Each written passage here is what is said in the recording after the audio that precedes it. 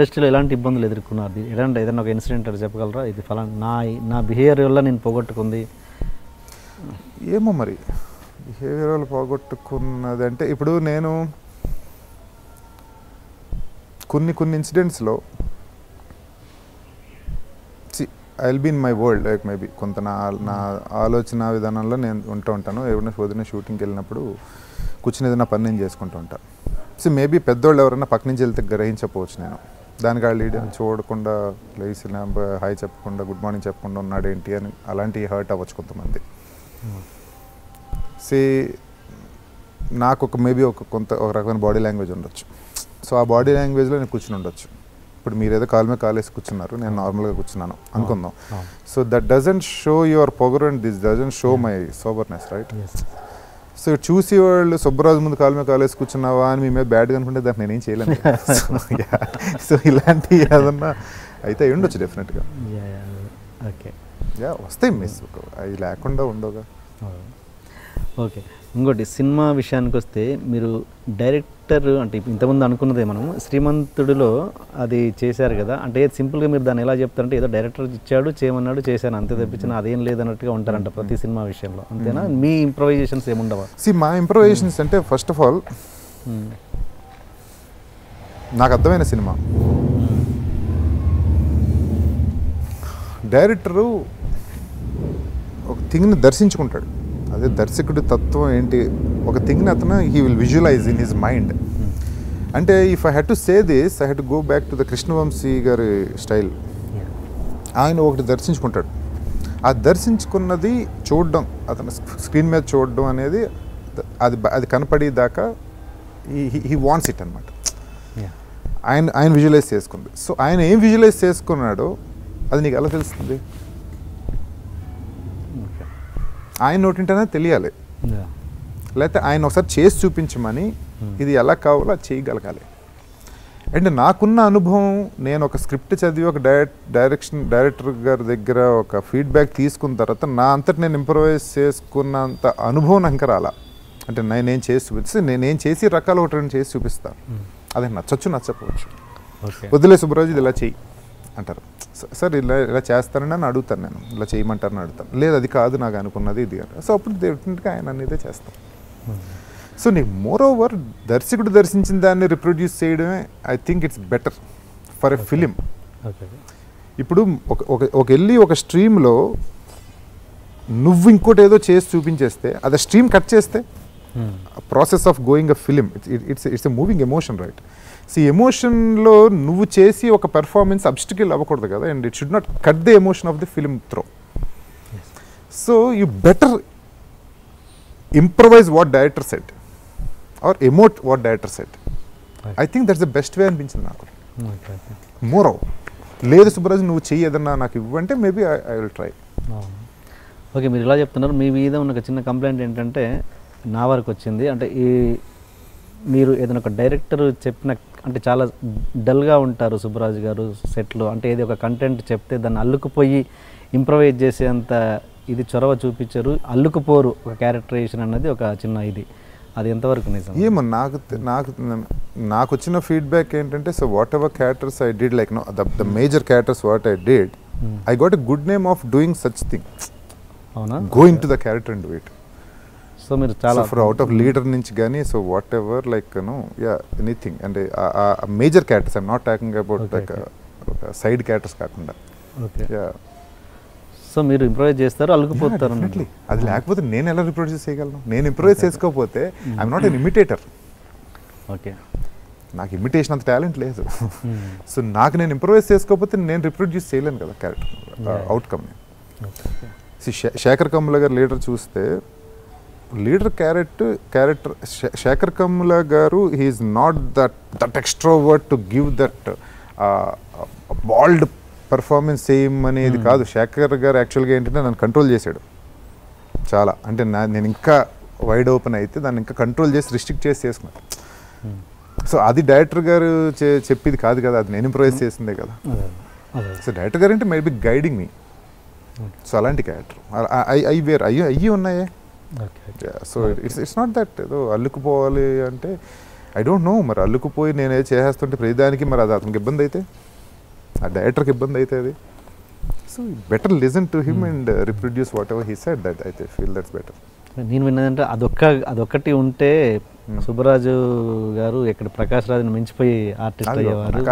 Prakash Raj మించిపోయాడు, కంపారిజన్స్లో sense లేదు, కానీ ప్రకాష్ రాజ్ గొప్ప నటుడు, నేను ఒక నటుడిని. సో వాళ్ళని మించిపోవడానికి ఇదేం కాంపిటేటివ్ ఇండస్ట్రీ కాదు. మించిపోవడం మీన్స్ అంత గొప్ప నటుడే ఛాన్స్ ఉంది, అంత గొప్ప స్టేజర్ వచ్చే ఛాన్స్ ఉంది అన్నది ఒకటి ఇది. Okay okay. అండ్ ఇంకోటి, మీ పర్ఫార్మెన్స్ విషయానికి వస్తే మీరు మొనాటనీగా ఎప్పుడు ఫీల్ అయ్యారా, ఫీల్ కాలేదా మీ పర్ఫార్మెన్స్ విషయంలో? మొనాటనీ వస్తుంది కొన్ని వేషాల్లో, నో డౌట్. కొన్ని వేషాలుగా, చాలా వేషాలకు మొనాటనీ వచ్చింది. కొన్ని వేషాలు అవుట్బోర్డ్గా కూడా ఉంటాయి, దానికి అనుకున్న మొనాటనీకి ఆపోజిట్గా కూడా ఉంటాయి. ఇప్పుడు ఇందాక అనుకున్న శశిరేఖ పరిణయం కానీ ఇలాంటి వేషాలు. సో నేను అవి కూడా చేశానుగా. సో మొనాటనీ అనేది ఐ డోంట్ నో. సో ఇప్పుడు చూస్తారు మీరు మళ్ళీ బాహుబలి కూడా టోటల్ వేరియేషన్, అదర్ వేరియేషన్లో ఉండే వేషం. అంటే మీరు మ్యాక్సిమం మూవీస్లలో మీరు ఎక్కువగా కళ్ళు బ్రైట్గా ఓపెన్ చేయడము, షౌటింగ్ ఇవన్నీ రెగ్యులర్గా ఉండే. రెగ్యులర్గా అంటే కొన్ని వేషాలు మొనాటనీ అంటే అదే అన్న. అంత ఇప్పుడు నేను ఒకటేదో ఇస్తా, ఇది సరిపోదు ఇంకా కావాలి గంభీరంగా అంటే ఐ ఓపెన్ ఇట్. సో అది మళ్ళీ డెఫినెట్గా డైరెక్టర్ మీద డిపెండ్ అయి ఉంటుంది కదా. Okay okay. సో ఆయన కావాల్సింది లేదు, నాకు అలా కావాలి అంటే నేను అలా ఇవ్వకుండా ఎలా ఉండగలను. So when I'm paid for it. లేదు సుబ్రాజ్ ఇంకా కావాలి, నాకు వైడ్ ఓపెన్ చేసి రావాలి నాకు ఎక్స్ప్రెషన్ అంటే హ్యావ్ టు డూ ఇట్, తప్పదు. మీరు యాక్టింగ్ చేస్తున్నప్పుడు మీరు బాగా టెన్షన్ పడే కాంబినేషన్ కావచ్చు, ఇలా పర్టికులర్ ఆర్టిస్ట్ కావచ్చు, ఎవరైనా ఉన్నారా?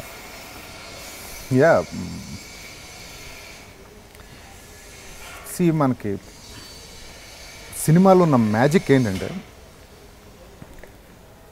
మనం చాలామంది ఎవరన్నా పెద్దోళ్ళని కలిసినప్పుడు లేకపోతే హైయర్ ఇంటెన్స్ పీపుల్ని కలిసినప్పుడు డెఫినెట్గా ఒక టెన్షన్, ఒక ఇది మామూలు రెగ్యులర్ ఎమోషన్, అది ప్రతి ఒక్కరికి ఫీల్ అవుతాం. కానీ అంటే నేను చూసిన దాంట్లో ఈ సినిమాలో ఉన్న మ్యాజిక్ అంటే, కెమెరా ఆన్ అన్న తర్వాత నీకొకటి క్రియేట్ అయిపోతుంది. అంటే నువ్వు ఇంక పక్కన ఎవరున్నారు ఏంటో చూసుకో, యుల్ డూ యువర్ థింగ్ అనమాట. అంటే ఇది నా personal experience. Fortunately I did film called Buddha Hoga Tera Baap with Bachchan garu, Amitabh Bachchan గారితో. So he's a man like with huge stature and fantastic aura ఉన్న పర్సనాలిటీ. అయినా మీకు ఆయన లొకేషన్లోకి వస్తున్నప్పుడే ముందే బచ్చన్ గారు వస్తున్నారు అనేటప్పటికీ ఒక తెలియని ఒక వైబ్రేషన్ స్టార్ట్ అవుతుంది. అంటే the total situation will be a very vibrant. వస్తున్నారంటే అడిగి ఆ సెక్యూరిటీ పీపుల్ రావడం, దాని తర్వాత ఆయన రావడం, ఆయన he is very easy and very easy going guy. So he'll come and sits and talks to you, చేసి మాట్లాడతారు, అన్నీ ఎవ్రీథింగ్ బాగుంటాయి. సో అలాంటి పర్సనాలిటీ మనం చూస్తున్నాం, పుట్టినప్పటి నుంచి చూస్తున్నాం. ఆ మనిషితో వచ్చి కూర్చుని యాక్ట్ చేస్తున్నాం అనేటప్పటికి, లొకేషన్లో ఉన్నాం అనేటప్పటికి నాకు పర్సనల్గా అలాంటి మూమెంట్స్లో నా చిన్నప్పుడు నేను ఒక భీమవరం లాంటి ఒక బిగ్ విలేజ్లో, it's a town but everybody knows everybody, it's kind of a big village. ఆ అట్మాస్ఫియర్లో నా చిన్నప్పుడు ఉన్న నా రోజులు గుర్తొచ్చినాయి. ఎక్కడుండేవాడిని, అమితాబ్ బచ్చన్తో ఒక స్క్రీన్ షేర్ చేసుకునే పరిస్థితిలో ఉన్నాను ఇవాళ. అంటే it's a sense of achievement what I feel. దాని తర్వాత ఆయనతో యాక్ట్ చేయడం వస్తే, బచ్చన్ గారికి ఆయన తీసుకొచ్చే ఒక అద్భుతమైన అలవాటు, సీన్ చెబితే మామూలుగా మన రెగ్యులర్ సినిమా మేకింగ్లో సీన్లు you'll open up with wide షాట్తో ఓపెన్ చేసి, తర్వాత ఒక మిడ్ షాట్లోకి వెళ్ళి వాళ్ళు డైలాగ్ తీసుకుని రియాక్షన్స్ తీసుకుని చేసి మళ్ళీ ఒక ఫార్మాట్లో వెళ్తూ ఉంటుంది scene making, depending on the emotion and the intensity of the scene. Bachchan గారికి ఉన్న అలవాటు ఏంటంటే, ప్రతి సీను, ఆ సీన్లో ఉన్న ప్రతి actor I have to rehearse that total scene అన్న వన్ షాట్. ఇప్పటికీ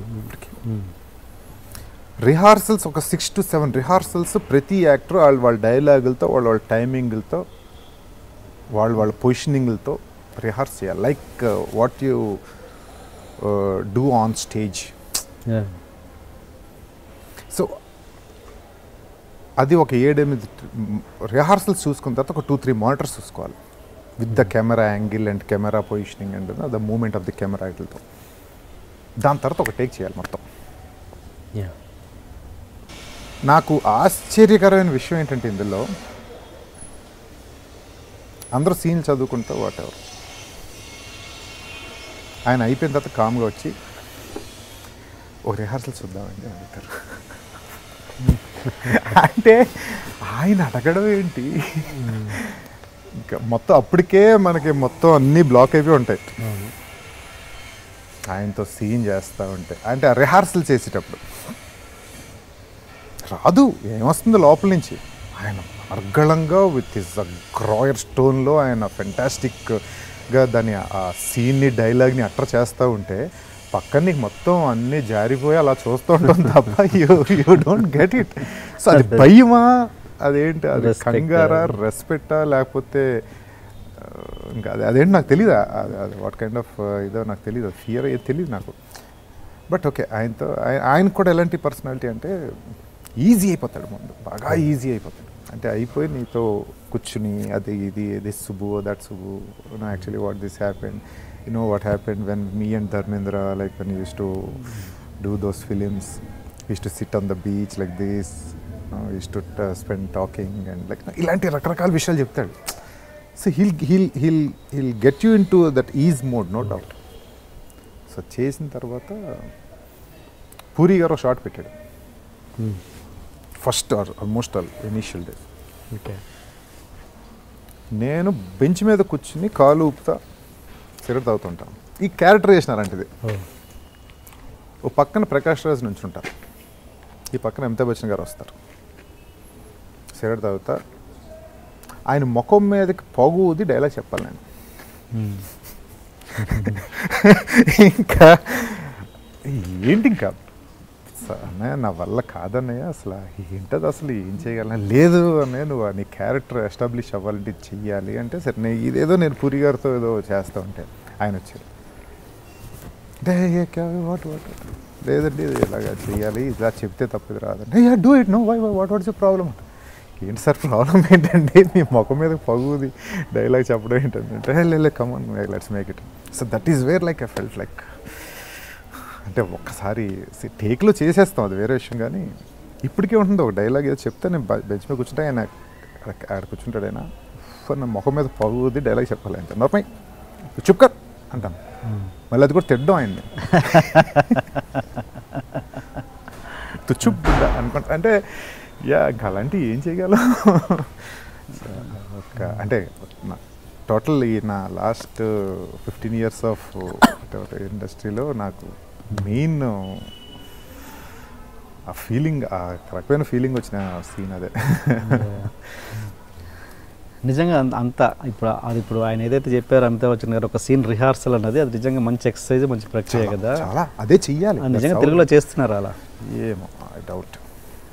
మీ సినిమాలలో మీరు ఎప్పుడన్నా చేశారా? ఇప్పుడు అదే ఒక సినిమా అలా చేసాం, సీన్ మొత్తం. అంటే ఇక్కడ మనం ఏంటంటే ఒక ఇంపార్టెంట్ సీన్ ఏదైనా పెద్దది ఉంది అనుకున్నది ఏదైనా ఒకటి రెండు చేసి ఉంటాం తప్ప. అంటే నేను అన్ని సినిమాల్లో ఉండదు కదా, మిగతా సినిమాలో జరుగుతుండొచ్చు నాకు తెలియదు, బట్ నేనైతే పర్సనల్గా ఎప్పుడు ఎక్స్పీరియన్స్ చేయాలి. But it has to be done like that I feel. అప్పుడు ఒక proper correlation between the actors ఉంటుంది. ఇక్కడ మనం రిహార్సల్సే I don't think it will happen here. So అది నీకు సీన్ ప్రాపర్ ఎమోషన్ అందరి మధ్యలోనే ఒక ప్రాపర్ ఎమోషన్గా రావాలి, ఎమోట్ అవ్వాలి అంటే it has to be done like that. This no other go. But అది చేయరు చాలామంది. అప్పట్లో అసలు సినిమా షూటింగ్ బిఫోర్ నెలలు రిహార్సల్ చేసుకునే పద్ధతి కదా పాత రోజులలో. ఇప్పటికీ మా సినిమా బాహుబలి ఇలాంటి సినిమాలన్నీ కూడా మేము ముందు రీడింగ్ సెషన్స్ వాటికి చూసుకుని కూర్చుని ఒకసారి మొత్తం సీన్స్ అన్ని we go through all actors కూర్చుని చేసి ప్రాక్టీస్ చేసి వెళ్ళడం జరుగుతూ ఉంటాయి.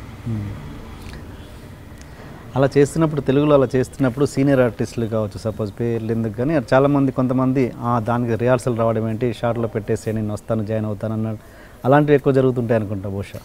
యా అది ఇంకా అది రైట్ రాంగ్ నాకు తెలియదు, బట్ యా కొంత మేబీ కొంత ఓవర్ అన్ ఏజ్, మేబీ ఒక ఓవర్ అన్ ఎక్స్పీరియన్స్, కొంచెం అదన్నా కంపాషన్ తగ్గడం వల్ల అలా ఏమన్నా అవుతుందేమో నాకు తెలీదు.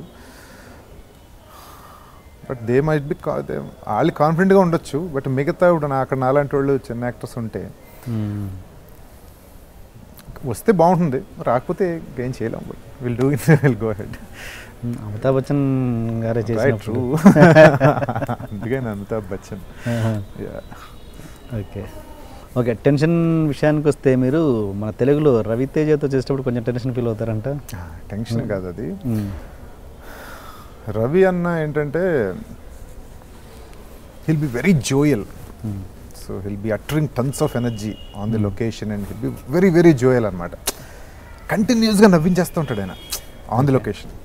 Continuously he'll joke, he'll wit and everything. So ఏమవుతుందంటే సీరియస్నెస్ ఒకేసారి షార్ట్లోకి వచ్చేటప్పటికి ఆయన ఎదురుకుండా కన్ఫ్రంటింగ్ ఏదైనా డైలాగ్ చెప్పాలంటే నీకు ముందు బ్యాక్ ఆఫ్ ది మైండ్ అని కంటిన్యూస్గా నవ్వించినవి గుర్తుంటాయి. ఇక్కడ ఏంటంటే నీకు ఆ సీరియస్లోకి వెళ్ళి నవ్వేస్తుంటాం. సో దాన్ని స్టాప్ చేసుకుని మనం యాక్ట్ చేయడానికి టేక్ టైం అనమాట, అంతే. సో అది ఆ రకమైన ఇది తప్ప. మీరు ఇండస్ట్రీలో ఎక్కువ ఏ హీరోతో ఎక్కువగా మూవ్ అవుతారు? ఎక్కువ మంచి ఫ్రెండ్షిప్ అంటే ఎప్పుడు ఏ సినిమా జరుగుతుంటే అప్పుడు వాళ్ళతో ఫ్రీగా ఉంటాను నేను. ఎలా ఉంది ఇప్పుడు ప్రభాస్ కానీ, మహేష్ కానీ, లేకపోతే రవితేజ కానీ, హూవర్ ఎన్టీఆర్, తారక్ కానీ, so all the heroes with whom ever I work అక్కడ ఫ్రీగా చాలా ఈజీగా ఉంటాయి. కాకపోతే అంటే షూటింగ్ వరకు, దాని తర్వాత మీట్ అవ్వడానికి నాకు కొంచెం మొహమాటం ఉంటుంది. అంటే మనం ఫోన్ చేస్తే ఏమనుకుంటారోలే, అంత ఈజీగా వెళ్ళిపోలేను. So unless they call me, వాళ్ళు కాల్ చేస్తే డెఫినెట్గా I catch up with them డెఫినెట్గా. నా అంతటి నేను ప్రొవోకేటివ్గా ఫోన్ చేసి బాగుండి కలుద్దామా లేకపోతే రానా ఇలాంటివి అడగలేను నేను. దాని ఎదుటి వాళ్ళు వేరే పరంగా అర్థం డెఫినెట్లీ చేసుకుంటారు, ఇటు పొగరు ఎక్కువ ఫోన్ చేయడు రాడు అని. బట్ నాకున్న మొహమాటం కూడా నాకు అది.